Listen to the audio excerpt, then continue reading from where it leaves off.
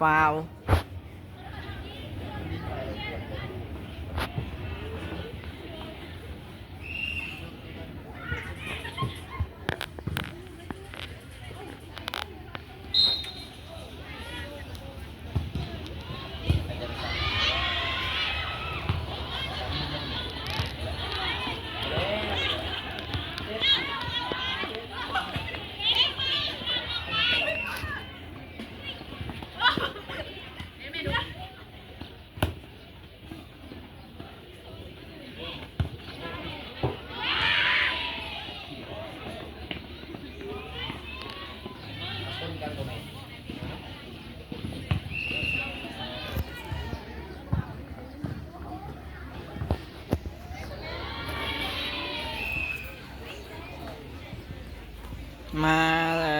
มาแล้วแข่งเตะบ้านกันมันม่วนอ้าวยืดถ่ายคิดตีเขาจะตีบ้านกันจนได้ลูกลายเกิน ฝั่งนั้นไทยฝั่งนั้นไทยเอาใครเนี่ยไอ้แบงค์กิลุดที่ไอ้แบงค์เฮาเอาบ้านออกโยเห็นบอกกูบ้าพาอยู่ดีๆแล้วแหละ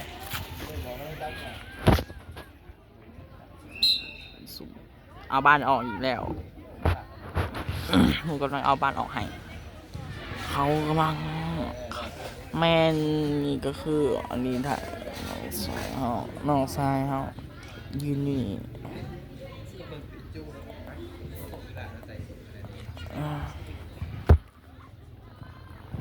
ถ่ายไปเรื่อยๆอยากจะปิดไม่ต้องปิด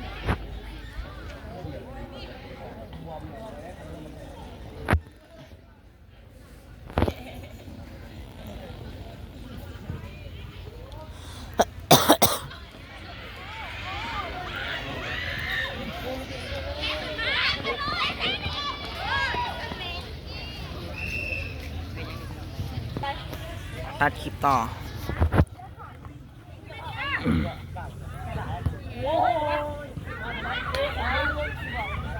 ยิงแล้วเข้าเลย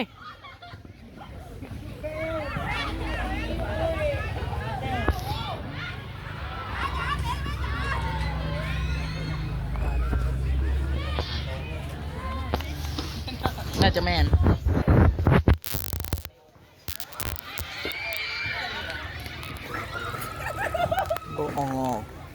บ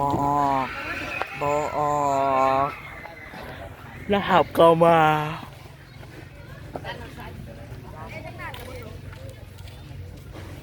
ถ่ายยังทาง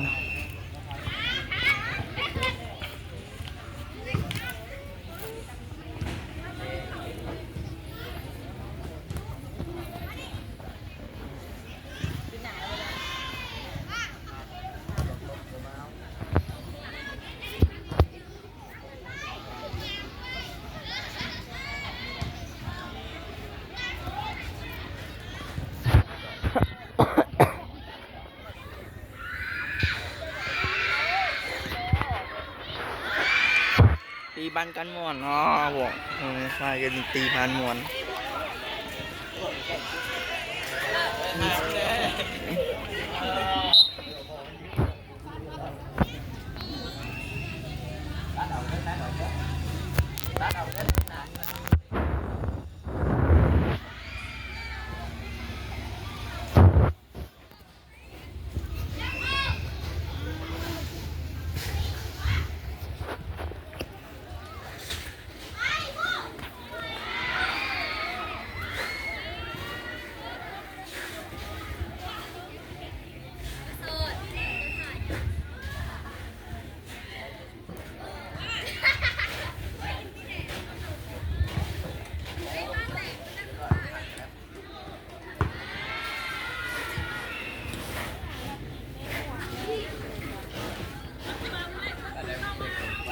เ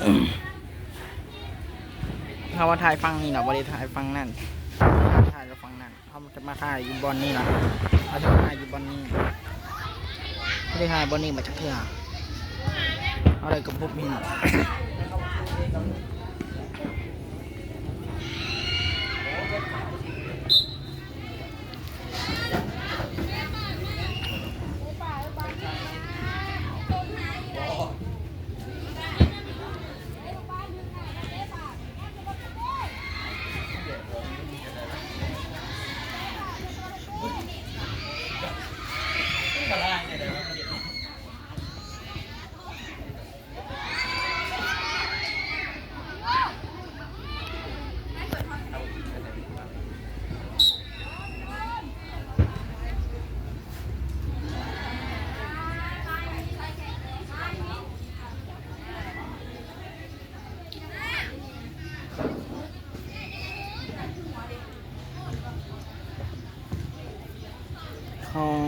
เปิดมุมแล้วเปิดมุมแล้วเนาะอันนี้จะเกียมในมุมละไก่เกียมไก่เกียม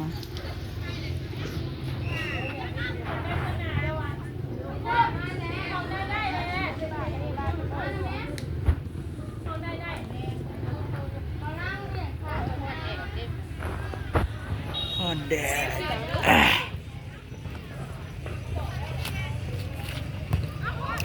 อ๋อ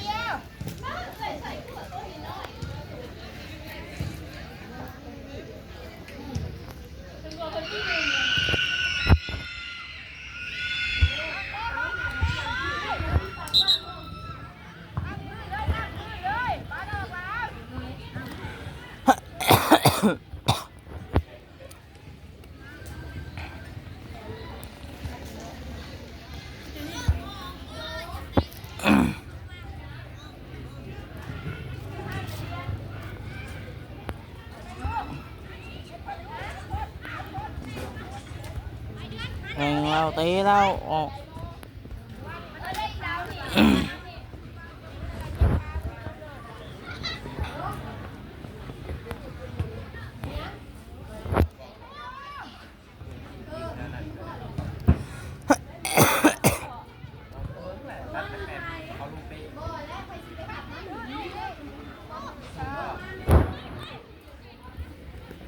เราเนี่ยเขาจุดโทษก็เมื่อแล้ว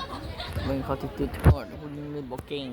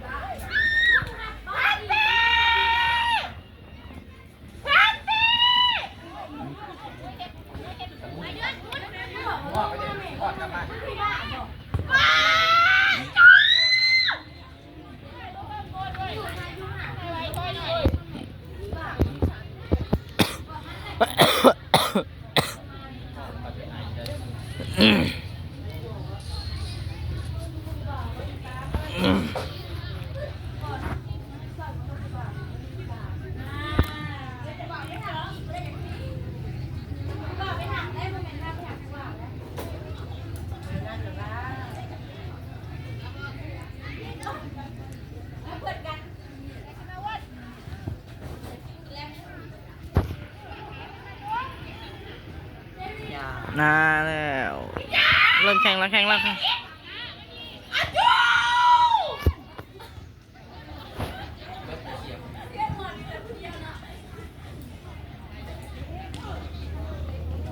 เยอะมา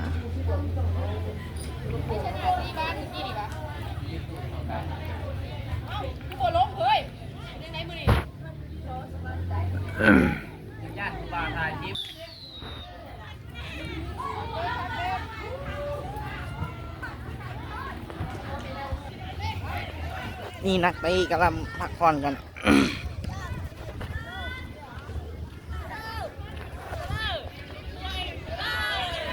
ใช่